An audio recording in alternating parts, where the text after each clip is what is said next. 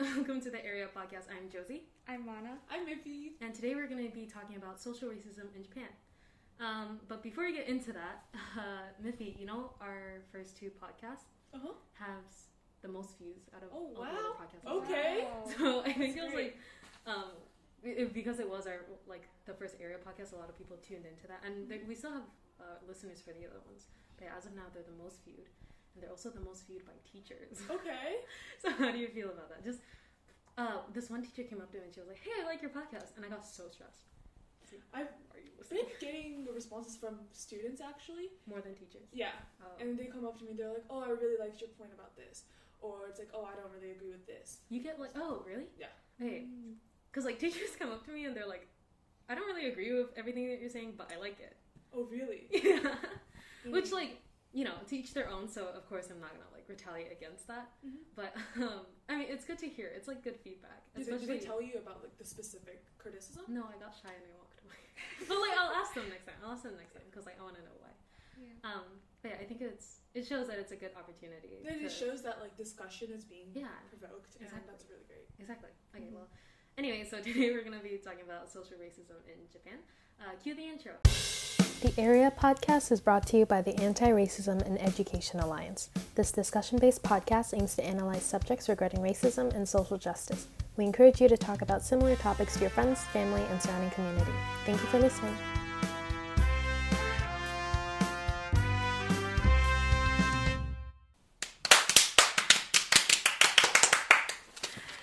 Yay! Okay.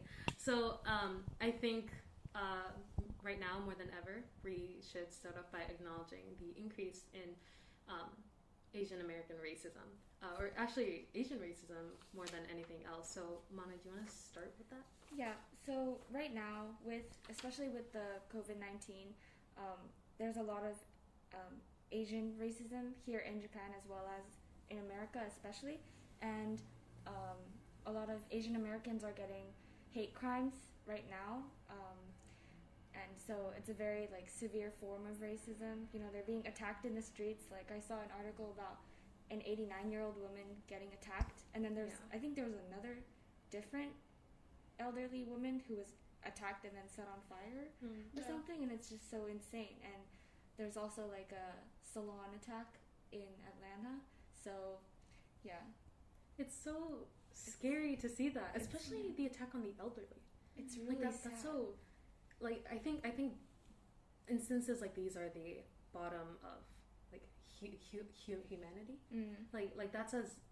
That's when I see humaneness lacking. Yeah. Right.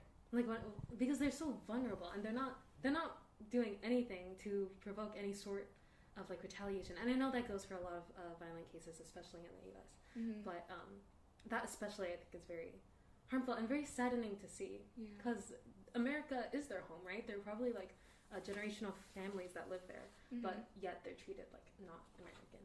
Yeah. And of course, this isn't just an American issue. We are talking about American examples, but we see this everywhere right now, especially in countries where Asian races are not the dominant one. Mm-hmm. So, in terms of general Asian racism, I think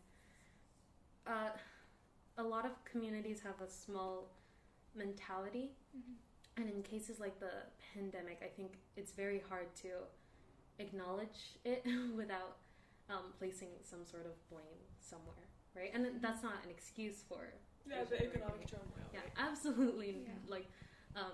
Not justifying American hate, but I think that it was predictable ever since we saw the rise of xenophobia when COVID first came out, and the whole bats and things. I think in the beginning when Trump called it the Chinese virus, then the racism against Asians and Asian Americans was acknowledged by people. But now that there are shootings, I think it really started with the salon shooting in Atlanta back in March, and ever since then I think it's more than ever highlighted, and the severity of the discrimination happening in the U.S. as well as everyone else in the world.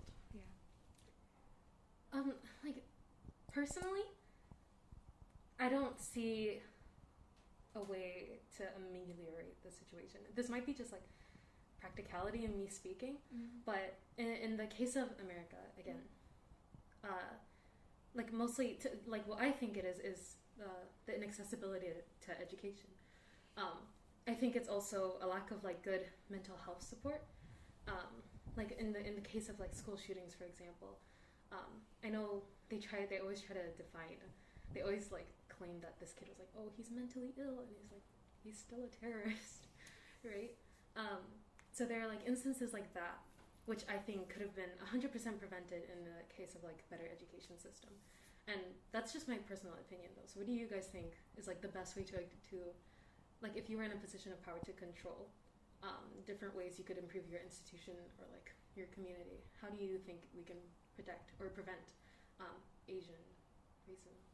I think, especially with what Miffy said, with like President Trump saying like it was a Chinese virus, I think it's the people in power, like it's the responsibility of the people in power to use words in like wisely, like be careful of how they portray minority groups, especially like Asian Americans as well as the like Pacific Islander, the AAPI community in general, and like I think it's important because like they're like the president is the one person that people kind of look up to for rules and everything. So that if the president is saying something bad, then everyone else like who's supporting him are like gonna follow. Yeah.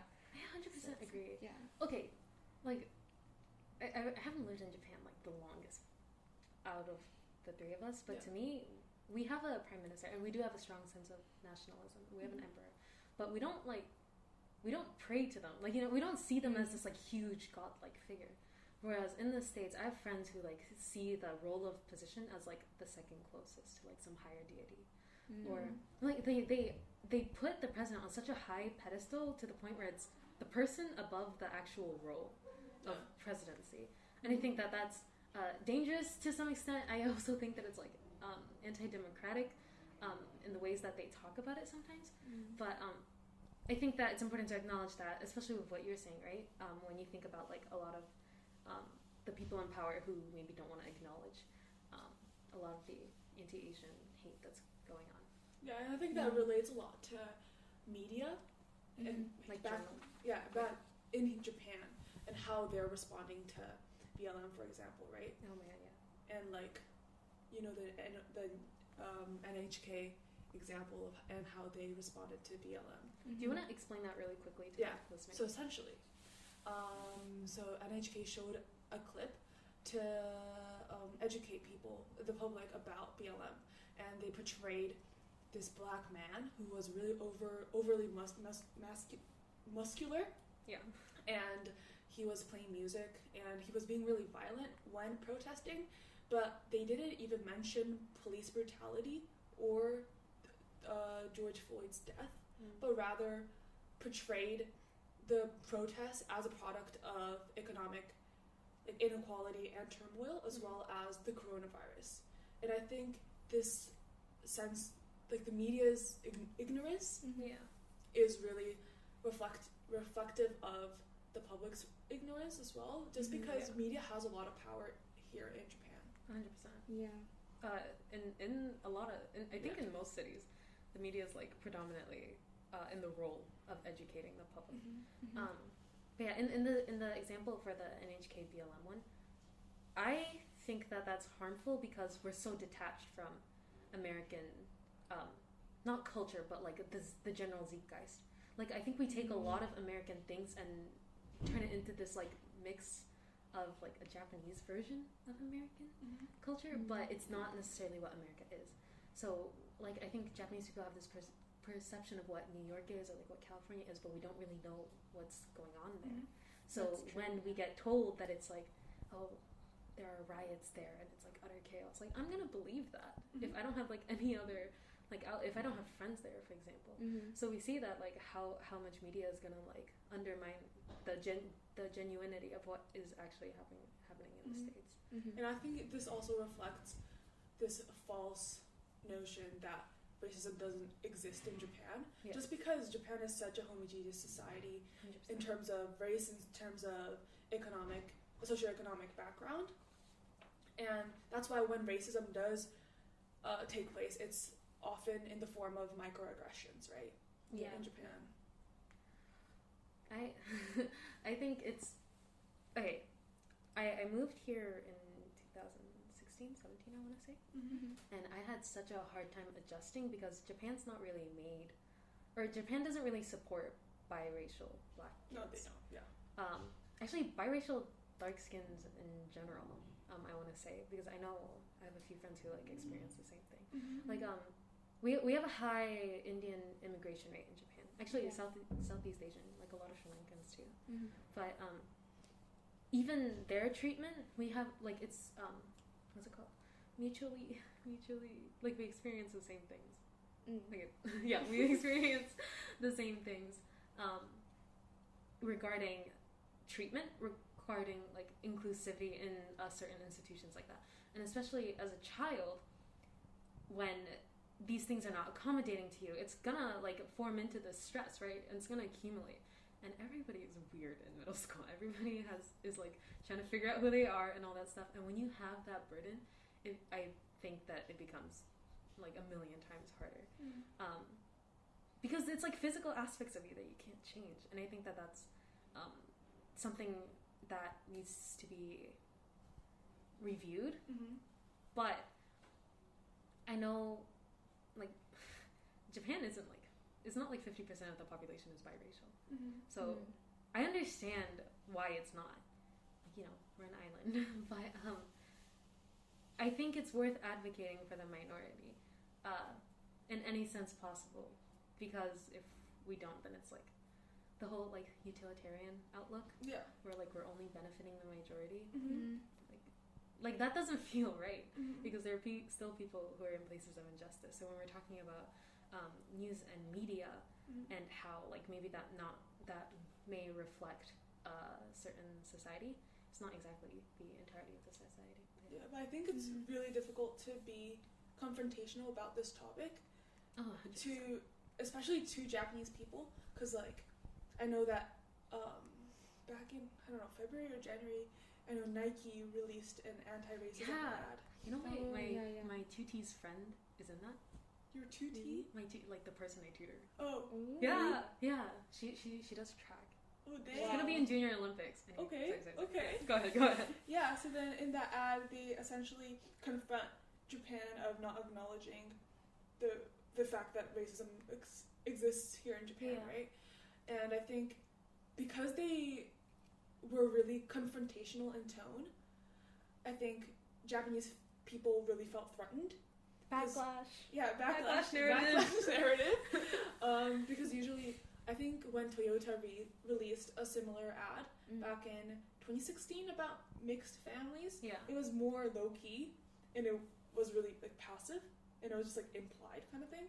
But then when Nike was really confrontational about it, we kind of got defensive and we were like, okay, why are like Western ideals being imposed on us? Kind of vibe. Why do you think that is? Like, why do you guys think we get so defensive when it's like, oh, you're not a perfect country? Go ahead. I think it's because we're in an international community, so I think we have more exposure to different, like, to such a diverse community, so we don't have as much like racist thoughts or like what. I don't know how to say No, this, I get what you're trying to say. Like, we don't really, like, discriminate others because we're all, like, within this international community. Yeah. But then, like, a lot of other people in, like, Japanese,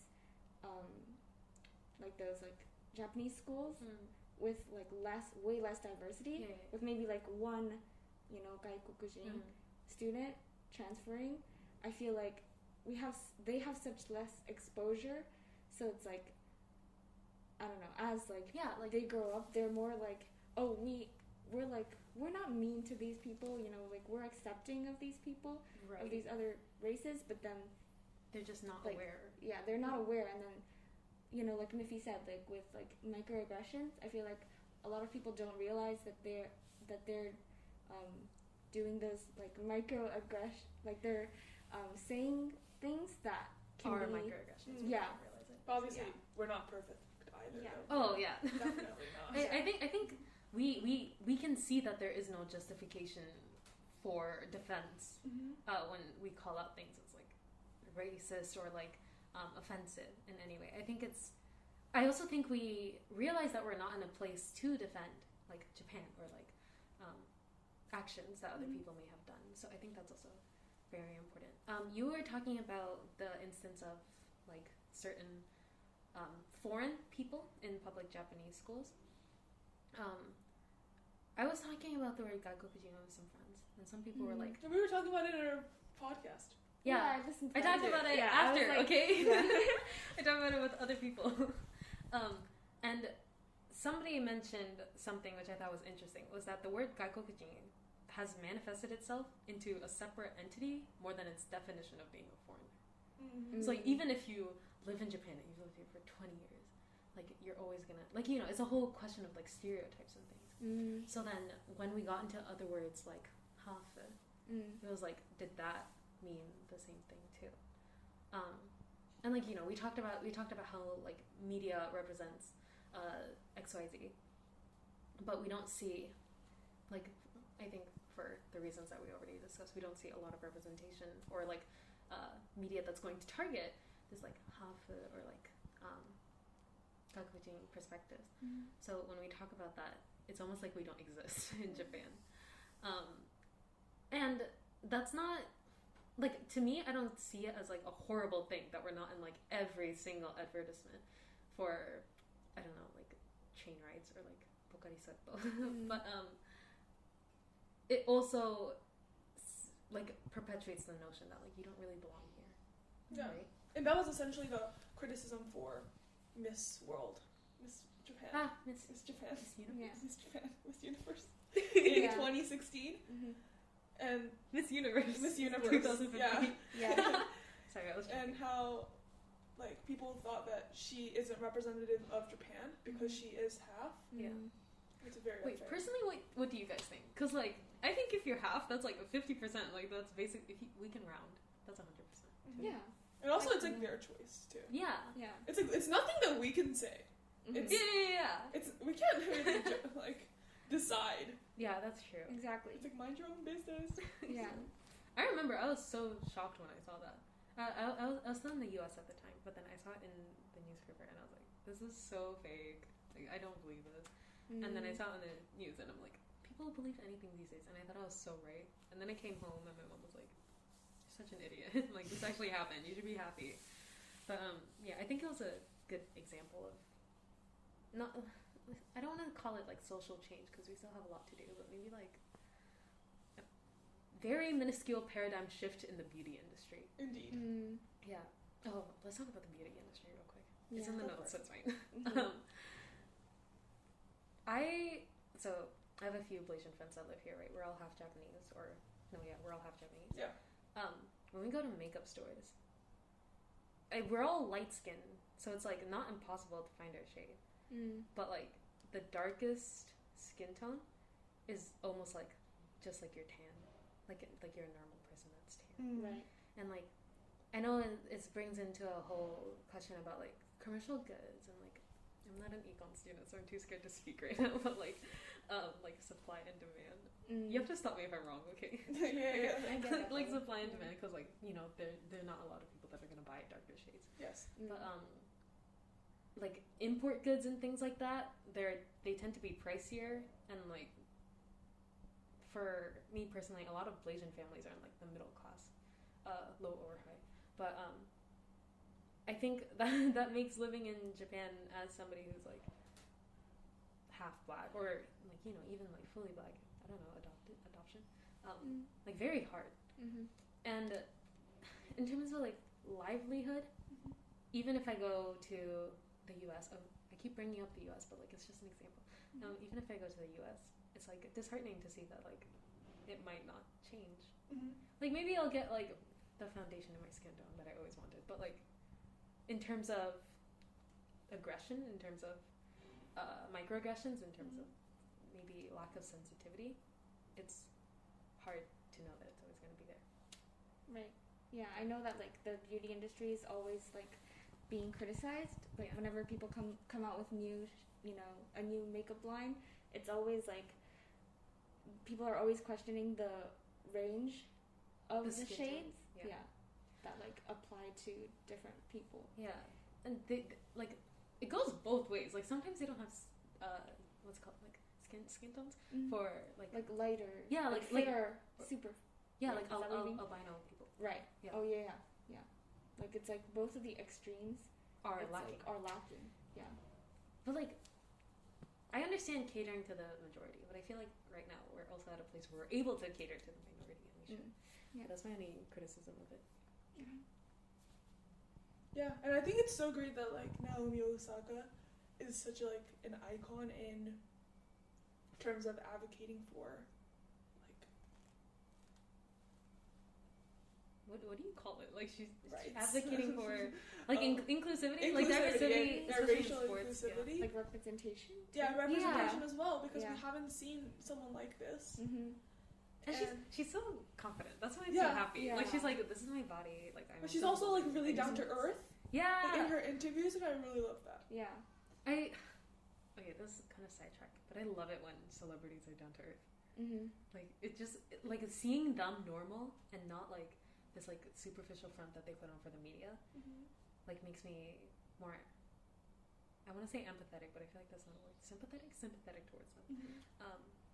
Just because they seem like genuine, and I think that media lacks a lot of that. Yeah. But I digress. But yeah, Naomi Osaka. Yeah, and then she's also really honest about the microaggressions, the racial microaggressions that she has received. I know that in one tweet she talked about how comedians were like, "Oh, you're too sunburned." Hello. Yeah, and then they're like, "Oh, you need some bleach." That's a big problem. Yeah. You know? And I love that she's open about that, though. Yeah. Because it's good to hear. It's refreshing. That's what it is. Yeah, it's like someone like her is, like, criticized. Yeah, especially... Oh, yeah. Okay. Yeah, especially because she has a platform and she's, like, not afraid of the quote-unquote backlash she might get. That's, like... That's reinvigorating. I can speak English. Shoot, what was I going to say? Oh, yeah. Okay, you know, like, Bibi Kunima? Okay, so that's, like, Japanese, right? When I went to...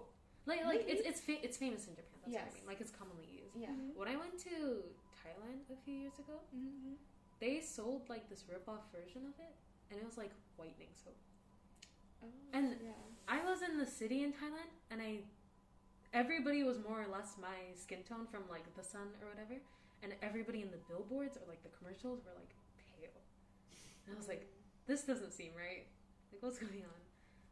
Yeah, sorry, I just wanted to bring that example up. I saw an interview about, like, or a documentary about that. I don't know if it was, like, Indonesia, but it was, like, within that area. I think it might have been India.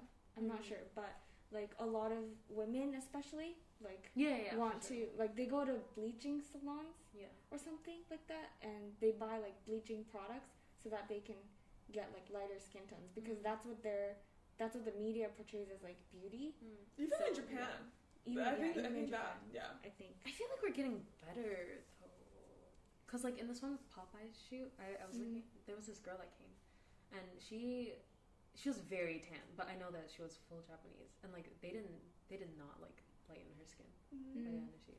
And that's, like, that's only, like, one example, but I think I remember that because it was so, like, oh, cool. Yeah. You know? But yeah, in Venezuela, I know, actually, let me rephrase that, in Southern America, I want to say even, like, island nations that are closer to the equator. Have you guys heard of papaya soap? No. Okay, so it's papaya soap, and made out of papaya? That's a good question. I think so, but basically, we use it constantly, like our whole, like, infant, like, when we're growing up. we use it while we're growing up, like, a really long time. Like, it's very common. And then I recently found out that it's supposed to lighten your skin. Like that's why we use it, and I was so shocked. Wow. Yeah, and I was talking to my cousin, and I was like, is this why I lost so much melanin growing up because I used papaya soap?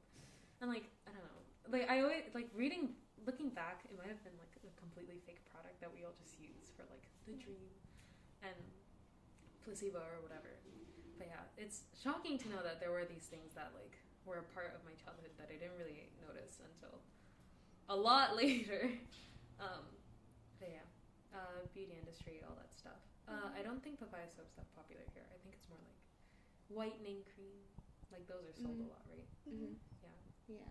Or like sunscreen that's supposed to like whiten your skin. Yeah. Yeah, there's things like that. Mm-hmm. Yeah. Anyways, okay. Also, I would like. It might be a little bit off topic. Mm-hmm. Obviously, Japan, I think, tends to discriminate against like indigenous groups, Mm-hmm. like Ainus, and I know Indigenous to Japan.